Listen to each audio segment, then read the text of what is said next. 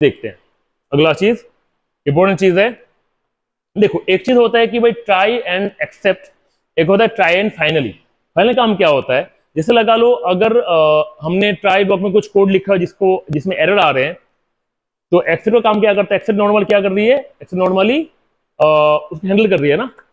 Finally काम क्या होता है, finally actually works like it releases the resources, like जैसे लगा लो कोई भी एक प्रोग्राम मेमोरी या कुछ इनपुट्स या कुछ चीजों को यूज कर रही होगी, ठीक है। एक्सेप्ट आने के बाद वो मेमोरी फ्री होने के लिए should use finally keyword, help करती है टू रिलीज द मेमोरी। देखते हैं इसको क्या लिखा हुआ है, और release the not only memory, release and resources. The try statement in Python can have optional finally clause. This is a clause executed no matter what and is generally used to release external resources. For example, we may be connected to a remote data center through the network or working with a file or working with a graphical user interface GUI. In all these circumstances, we must clean up the resource once used, whether it was successful or not. This action are performed in the finally clause to guarantee execution, ठीक है। तो क्या action है, closing ए file और disconnecting from network, ठीक है। मतलब क्या है कि सीधी सी बात है कि फाइनली क्लॉज में जब फाइनल क्लॉज में कुछ भी लिखते हो वो नॉर्मली काम करती है अब रिसोर्स को फ्री करने के लिए, ठीक है। अगर एरर आता है, एरर हैंडल करना तो एक बात है, दूसरी बात है को रिसोर्स को फ्री कर दो कि इसको और कोई यूज कर सके, इसलिए फाइनली हम लिखते। जैसे एक छोटा सा एग्जांपल मैंने दिखाया हुआ है, पहले भी दिखाया हुआ था मैंने फाइल प्रोग्रामिंग में, फाइल के इनपुट आउटपुट क्लास में ट्राई जैसे लिखा हुआ है f equal to open test.txt encoding A2F8। तो यहाँ पे मैंने एक फाइल को ओपन करने की कोशिश की है। अगर लगा लो जैसे फाइल जैसे फाइल है ही नहीं, फाइल एग्जिस्ट नहीं कर रही है, तो बेहतर होगा इस फाइल क्लोज कर दें। फाइनली मैंने लिखा हुआ f.close, इसमें इससे क्या होता है कि वो फाइल क्लोज हो जाएगा, रिसोर्स जो है, जो मेमोरी रिसोर्स जो है वो फ्री हो जाएगा, ठीक है। इसके लिए नॉर्मली हम इसको यूज करते हैं फाइनली क्लॉज को। तो पाइथन कस्टम एक्सेप्शंस नॉर्मली दो टाइप के होते हैं, एक बिल्ट इन, एक होता है यूजर डिफाइंड। तो बिल्डिंग हमने दिखा हुआ है, यूजर डिफाइंड के देखते हैं थोड़ा सा कैसे काम करती है। तो कैसे बनाते हैं पाइथन, पहले इसको भी समझेंगे, पहले देख लेते हैं। Python has many built in exceptions, forces your program to output and Python has many built-in exceptions which forces your program to output an error when something in it goes wrong, पता है हमें। However, sometimes you may need to create custom exceptions that serves your purpose, खुद से बनाना पड़ता है खुद के फायदे के लिए। Python users can define such exceptions by creating new class। पहली बात है, अगर आपने कोई एक्सेप्शन बनानी है, you have to create a new class, अब क्लास बनानी पड़ेगी पहले, new class. This exception class has to be derived either directly or indirectly from exception class। मतलब derived मतलब it should be child class of a parent class। Most of the built-in exceptions are also derived from this class, ठीक है। समझो तो इसके example के साथ समझते हैं इसको। जैसे लगा लो यहाँ पे मैंने एक क्लास बनाया हुआ है। अगर हमें पता नहीं है कि how really inheritance works, because this concept is based on inheritance कि parent class and child class होता है, तो हमें वो देखना चाहिए। तो when we have to use a child class, in bracket of child class you have to write the parent class. That means child class is also called derived class भी कहते हैं हम इसको, अगर डिराइव्ड क्लास भी कहते हैं। Bracket में हमारा आएगा पेरेंट क्लास आएगा, ठीक है। तो वही हमें यहाँ पे पूछा गया था, एक चीज दिखाते हैं आपको। यहाँ पे क्या कहा था, देखो, users can define such exceptions by creating new class। The exception class has to be derived, मतलब it should be child class either directly or indirectly from exception, that's the parent class, ठीक है, इसमें class। Most of the built-in exceptions are also derived from this class। मतलब अगर आपने कोई exception banana, you should have to make a class, child class, जो आपको parent class का नाम क्या है, exception, इसको उसे derive करेगा, ठीक है। तो अभी देखते हैं इसको, देखो।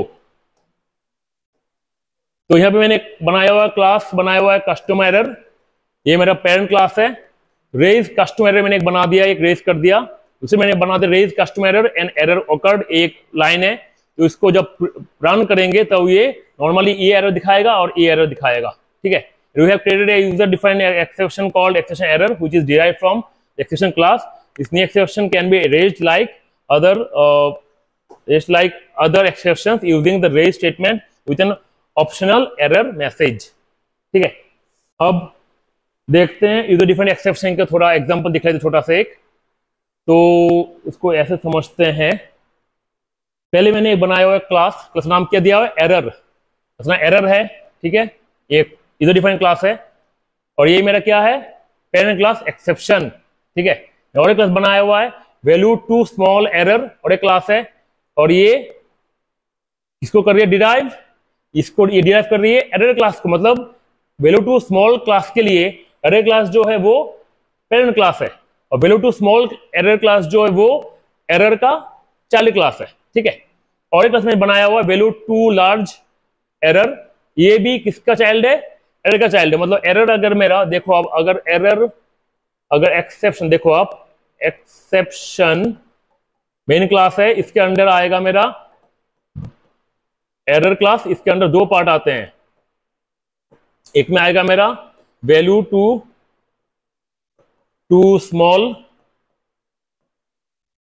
Small error, a class. दूसरा क्लास क्या है, value too large, value too large. ये पता लग गया होगा आपको, एक्सेप्शन क्लास के अंडर एरर, इसके अंडर वैल्यू टू स्मॉल, इसके अंडर वैल्यू टू लार्ज, ठीक है। तो दो क्लास यहाँ टोटल ये क्लास के सब चल रहा है यहाँ पे, वो है कॉन्सेप्ट है यहाँ पे इस क्लास का डेरिवेशन का। पेरेंट क्लास एक्सेप्शन, इसके नीचे एरर के नीचे दो class value too small, value too large error, ठीक है। तो अभी हम प्रोग्राम लिखते हैं। अभी हम आगे नंबर 10 एक वैल्यू ले लिया मैंने, एक वैल्यू ले लिया, नंबर 10 मैंने एक वैल्यू ले लिया। व्हाइल ट्रू, अगर आपको व्हाइल के बारे में नहीं पता है तो you should go to the playlist for the while concept. While true try लिखे वीडियो लिखे i num int input enter number, if i num less than equal to number, less than equal to not less than number, if i no less than number raise value too small error, elif I underscore num greater than number, then raise value to large error, break, then accept value to small error, print these values too small, print accept value to large error, print these values too large। तो क्या है actually, try में मैंने यहाँ पे दो type के total मैंने एरर रेज किया। एक था वैल्यू टू स्मॉल एरर जो मैंने यहाँ पे डिफाइन किया हुआ था, और एक मैंने रेज किया हुआ है, और क्या रेस किया हुआ वैल्यू टू स्मॉल, और एक मैंने क्या रेस किया हुआ था वैल्यू टू लार्ज एरर जो यहाँ पे डिफाइन किया हुआ है। तो ये ट्राई ब्लॉक आ गया। अब एक्सेप्ट ब्लॉक में वैल्यू टू स्मॉल एरर को डिफाइन कर रहा हूँ, कैसे हैंडल करेगी एरर आने के बाद, जैसे एरर विल कम ना रेजिंग, रेज करने के बाद how to handle it, it will come the except part. Value too small error का क्या प्रिंट आएगा, value is too small, print new line के लिए। Again how to handle value too large, कैसे except value too large error, print this value is too large, then print, then आखिर में print you guessed it correctly. अगर ये कोई गलती नहीं हुआ तो ये आएगा, ठीक है। समझते हैं फिर से दोबारा इस बात को। एरर क्लास आता है एक्सेप्शन क्लास के अंडर, एक्सेप्शन क्लास यहाँ पे है पेरेंट क्लास, नीचे चाइल्ड क्लास एरर। एरर के दो चाइल्ड क्लास क्या क्या आते हैं, वैल्यू टू स्मॉल और वैल्यू टू लार्ज। आगे कर दिया डिफाइन, फिर मैंने यहाँ पे व्हाइल ट्रू लिखा, ट्रू ट्राई लिख दिया। ट्राई ब्लॉक में मैंने दो एरर रेस किए, एक में रेस किया value too small error, raise value too large error. अब इसको एक्सेप्ट ब्लॉक डालना पड़ेगा, except value too small error. इसमें क्या प्रिंट आएगा, ये अगर ये ऑकर होता है तो वैल्यू इज टू स्मॉल, और अगर ये ऑकर होता है तो क्या प्रिंट आएगा, वैल्यू इज टू लार्ज। और नॉर्मली वैल्यू काम कर गया विदाउट एनी एरर तो ये लाइन प्रिंट हो जाएगा। अब डालते हैं, वैल्यू डालते हैं अभी, एंटर ए नंबर 9, तो 9 भाई मैंने यहाँ पे एंटर कर दिया। तो 9 लेस देन नंबर, नंबर क्या था 10, 9 लेस देन नंबर क्या ये छोटा है, तो this value is too small, तो क्या था raise value too small error. तो यहां से ये क्या आएगा, तो ये जो लाइन है मेरा, तो ये जो लाइन है मेरा तो स्मॉल है ना, 9 है, ठीक है। तो ये मेरे यहाँ पे प्रिंट आ जाएगा, ठीक है जी। इसके बाद एलिफ में जाते हैं 10 में, 10 लिखते, सॉरी दोबारा फिर से इसमें 9 ही आएगा ना, सॉरी इसमें नहीं, फिर से दोबारा फिर 13 इनपुट देते हैं, 13 इनपुट देते हैं। देने के बाद 13 ग्रेटर देन नंबर, तो क्या रेज होगा, वैल्यू टू लार्ज एरर। तो इसका एक्सेप्ट कहां पे, यहाँ इसका एक्सेप्ट यहाँ पे है, क्या प्रिंट है, this value is too large. तो ये भाई यहां से डायरेक्टली ये यहाँ प्रिंट हो जाएगा टू लार्ज, ठीक है। अब मैंने अगले मैंने फिर इनपुट दिया, मैंने 10 इनपुट दिया। इनपुट देने से भाई यहाँ पे कहीं पे नहीं आएगा, वो कहीं पे नहीं आएगा, डायरेक्ट प्रिंट पे आएगा। वो डायरेक्ट प्रिंट पे क्या आएगा, डायरेक्ट प्रिंट पे क्या आएगा, डायरेक्ट प्रिंट पे क्या आएगा, यू गेट इट करेक्टली, तो डायरेक्टली ये एंटर नंबर 10 के बाद डायरेक्टली यहाँ से ये यू गेट इट करेक्टली इसमें लाइन पे आ जाएगा। जैसे होल कॉन्सेप्ट मतलब 10 के सिवा अगर कम लूं तो ये value too small error raise कर देगा, इसके हिसाब से वो एक्सेप्ट ये भी रेस करेगा। अगर ज्यादा हो गया तो वैल्यू टू लार्ज एरर, इसके हिसाब से इसका भी ये लाइन प्रिंट करेगा। अगर इक्वल बन गया सेम है तो कोई भी कहीं पे भी नहीं आएगा ना, पता है ना हमें।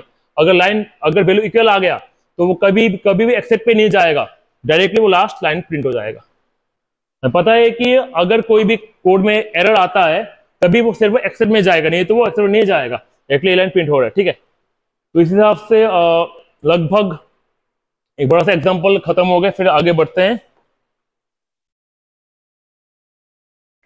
बस ये बता रहा है कि भाई कैसे काम किया उसने। as we have defined base class called error, the other two exceptions are value to small error and value to large error that are actually raised by our program are derived from this class. Standard way to define user defined exceptions, यही है जो मैंने बताया हुआ है। तो अभी तक के लिए बेसिक जो पार्ट एक्सेप्शन हैंडलिंग की वो खत्म हो चुका है। तो अगर आपको ये वीडियो अच्छी लगी please like comment and share, and जरूर बताना कमेंट में कैसे लगी आपको topics, and please subscribe my channel, click the bell icon, get the latest updates of the upcoming videos. मिलते रहते हैं वीडियो के साथ।